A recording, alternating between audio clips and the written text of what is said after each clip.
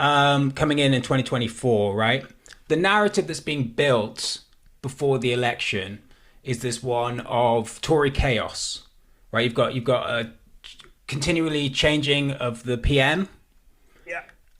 You've got incompetence, corruption, particularly to do with COVID contracts and stuff like that, but also Boris Johnson and people, working, lobbying for private, all this kind of stuff, right? There is absolutely no political critique of the Conservative Party going into that election. It is entirely about the leadership of the Tory party and Tories MPs in general not being fit for the job. And you hear this a lot. This is the same sort of thing with Trump and Boris Johnson, like not being fit to be prime minister, rather than you disagreeing with their political take or even having a critique of what that might be. So Starmer comes in, his messages change, and the change seems to be really a kind of Tory leadership election in which Labour, for the first time, they're allowing a Labour person to be in that leadership election. His name is Keir Starmer, and he wins it. You can't have a slogan that says "same." No, it should be slightly more choice than before. Yeah.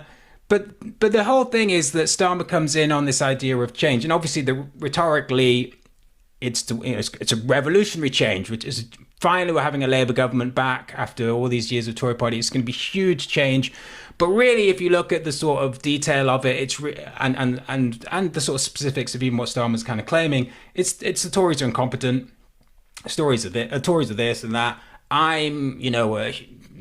I've ran a big government department before. I'm a serious man, all of that kind of stuff. And so then he gets in, and now he is supposedly. What would happen is that with the same policies, the same sort of political ideology as the Tories, Starmer would make it work because of his great boss-like ways. He'd boss it around, right?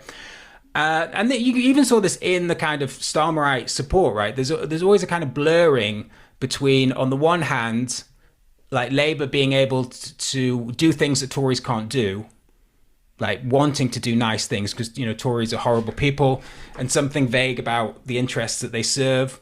But Labour, Labour are good people and they'll do the right things and they serve a different interest. Never any sort of evidence on what that might be. But at the same time, mostly just falling back on the idea of Starmer is not incompetent. Starmer is efficient. Starmer is a clever man. He's, all that kind of stuff.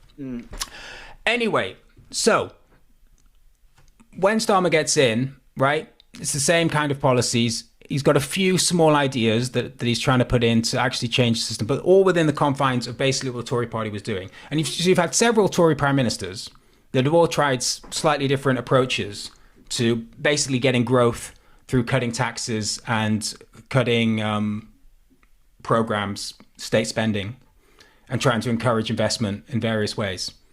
Starmer does exactly the same thing. And okay, he's got a few things. He's got like some new idea on housing policy.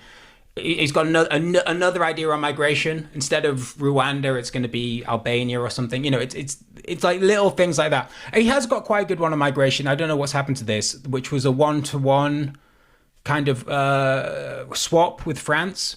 So when an illegal migrant gets in, France will take it back if France can give a legal migrant to the UK. Is that right? Yeah, but it's good, right? Because on the one hand, at first you think, well, take them back. What did I say? Like, take it back. Take it back. Well, this immigrant, take it back. Why can't I say that, Matt? What? I don't know. Are you some sort of wokey, some sort of woke, I liberal? Did go a little bit like that, didn't I? Yeah, I don't know. I mean, call an immigrant in it. Why not? I don't know its genders anyway. Maybe I'm the woke one. Yeah. Well, it might not like them, or I'm losing I this tell you argument. what, I'm sorry. Yeah, thank you. I was wrong. Matt apologised, so he must be wrong. That's how. Like Joe Brand, not Joe Brand. Who am I thinking of? Dawn French. Oh Christ! Yeah. Oh, Dawn French apologised, so she's obviously an anti-Semite. Who would have known it? Unbelievable. Anyway, what was I talking about? I'm gonna have to now call all migrants it. because I've dug this hole now, and I have to. Yeah, be consistent. So yes, it's you. They give one of their one of. Well, you can't do. You can't say one of Yeah. it. What's One of the it. English? How do you say that? We give one of it back, and it gives one. Anyway, it's one. It's a one for one swap, right? And the idea being that obviously in the short term, it doesn't really change the amount of people coming to this country. But in the long term, it dissuades people from attempting to make the journey in the first place because they're immediately going to be sent back. Yeah. It's not a bad plan. I don't know what's happened to that. Maybe it's been given. It was too good of a plan. It was actually going to work. Yeah, the Ministry of Bad Plans Yeah. intervened. Anyway, so yeah, he had a few ideas like that, but basically, it's surprise, surprise, it's not working, and surprise, surprise, it looks like Keir Starmer's not going to last. You know, all this talk about, Tory incompetence, they can't even have a prime minister for a full term. It seems increasingly likely neither can Labour because the issues are obviously Really, much. You think Starmer's going to go?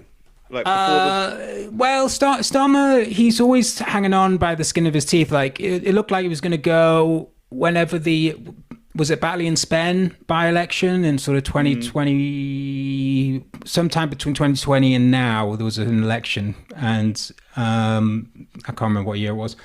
That looked like he was really going to go. Apparently, Angela Rayner was going to launch, sort of publicly go against him and rally some kind of leadership sort of push. So is it fair to say that you think that Starmer will, for whatever reason, popularity will probably have to go over the next year? And is it fair to say that Angela Rayner is more to the left of Starmer, and that she might come in and might do a better job? Well, this is the thing, because if I can Starmer see her being leader. if I can see Starmer her being good. goes, there'll have to be a leadership election, and that's probably the only thing keeping him on now. Is the fear that they can't just replace him with West Streeting, which is what they would want to do, right? They would have to put West Streeting in a lengthy, well, try and make it short as they can, leadership election. It would be that's the thing. And I don't think there's enough discipline now in the Labour benches to stop Angela Rayner running, even with the high threshold of MPs that you need to back. I think people are really, really upset with Starmer, and they've been treated like shit by him. And the party is really in crisis financially, and obviously as a government, it's not doing very well. So I think in that respect, the only thing keeping Starmer on is that they can't replace him with who they want.